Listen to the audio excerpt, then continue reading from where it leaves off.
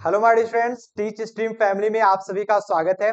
जितने भी लोग जुड़ रहे हैं यहाँ पर स्टूडेंट्स, सभी लोग चैनल को सब्सक्राइब कर लेंगे क्योंकि बोर्ड एग्जाम से रिलेटेड जितने भी इंपॉर्टेंट नोटिफिकेशंस होंगी आपको इस चैनल पर जरूर मिल जाएंगे। आपको किस प्रकार से पढ़ाई करनी है, आपका टाइम जितना बचा हुआ है, कितना टाइम है, कब से स्टार्ट होने वाली है, क्योंकि कल हम लोग इसका शेड्यूल भी बताने वाले हैं।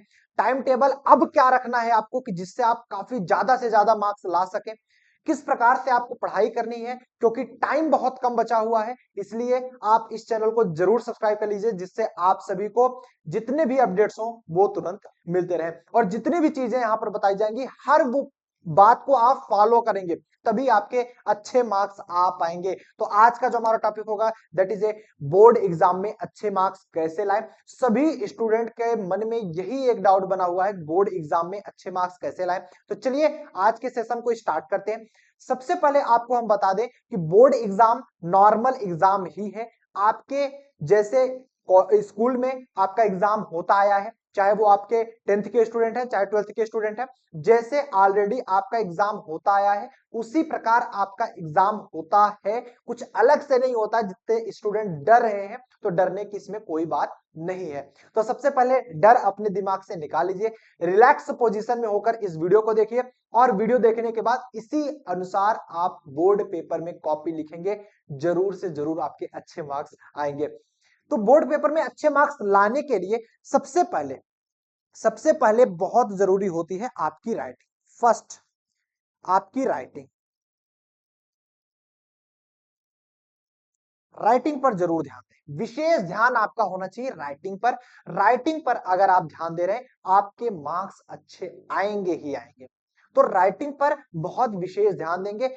अगर बहुत अच्छी राइटिंग नहीं जा रही आपकी तो आप लिखना चालू कर दो, लिखने की प्रैक्टिस चालू कर दो, जरूर आपके मार्क्स में इंप्रूवमेंट होगा। और साफ साफ लिखना स्टार्ट करिए, बीच में कहीं कट नहीं करना है आपको। जैसे कहीं कब आप कॉपी लिख रहे हैं एक दो अक्षर कहीं गलत भी हो गया तो आप जो कट कर देते हो पूरा का पूरा, पूरा कट नहीं करना, पतली सी लाइन डॉट करके उसके बाद उसके आगे लिख देना है। पहली बात, कोशिश ये करिए गलत ना होने पाए, जो भी लिखिए साफ लिखिए, सुथरा लिखिए।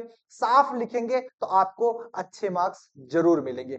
दूसरी चीज बच्चे जो सबसे बड़ी गलती करते हैं, एक सीक्वेंस में आपको लिखना है, सीक्वेंस में लिखना है, बहुत ध्यान से समझिएगा। अब सर सीक्वेंस क्या होता है?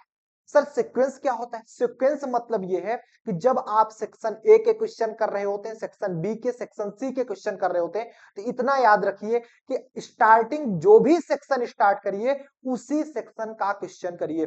ये जरूरी नहीं है कि आपको सेक्शन ए करने हैं पहले, फिर सेक्शन बी करना है, फिर सेक्शन सी करना है, ऐसी कोई जरूरी बात नहीं है।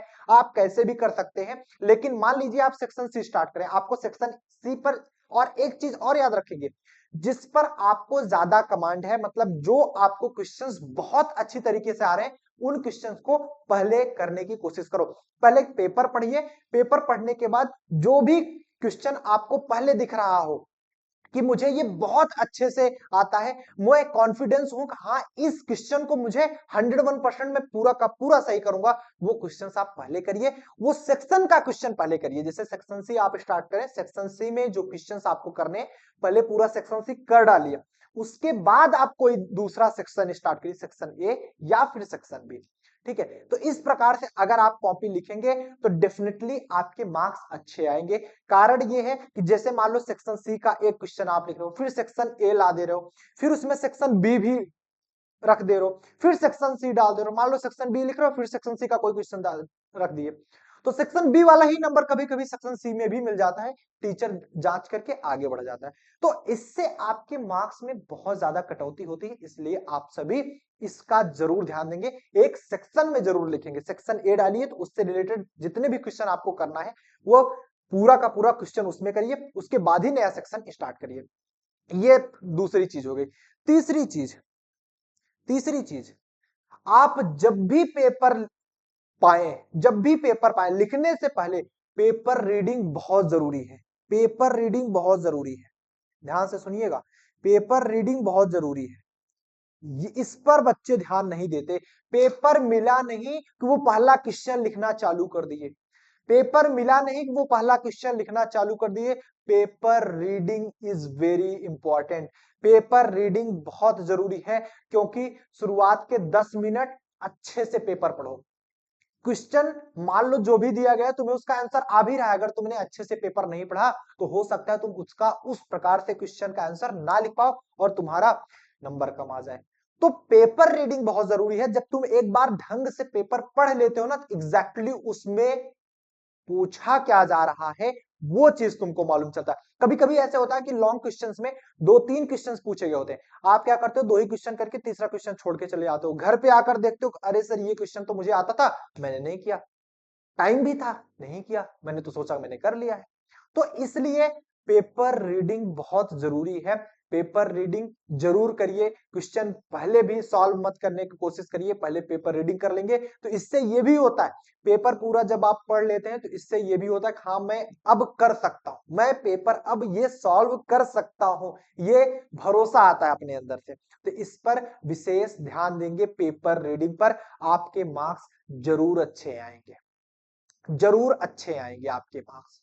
ठीक है, तो ये 3 पॉइंट सिर्फ आज हम इसमें रखें, ओनली 3 पॉइंट। आगे भी हम काफी चीजें इसमें बताते रहेंगे कि क्या कुछ और आपको करना है, तो इसके लिए आप चैनल को जरूर सब्सक्राइब करिएगा। ज्यादा लंबी वीडियोस नहीं बनाएंगे क्योंकि आपके पास बहुत कम टाइम है पेपर पढ़ने का, सॉल्व करने का, आपके पास कम टाइम बचा है रिवीजन करने का। इसलिए आप सभी इतना जरूर याद रखिए, जो भी चीज यहां पर बताई जाएंगी बहुत इंपॉर्टेंट चीजें बताई जाएंगी।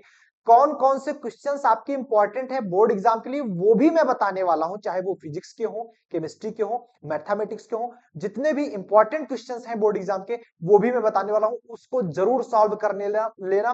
टीच स्ट्रीम गेस्ट पेपर देता आया है, ऑलमोस्ट 70% क्वेश्चन उसमें से मिलते हैं, तो इसलिए गेस्ट पेपर तैयार करना बिल्कुल मत भूलना। चलिए इसी के साथ मिलते हैं नेक्स्ट लेक्चर साथ, बहुत बढ़िया से पढ़ाई करिएगा। All the very best.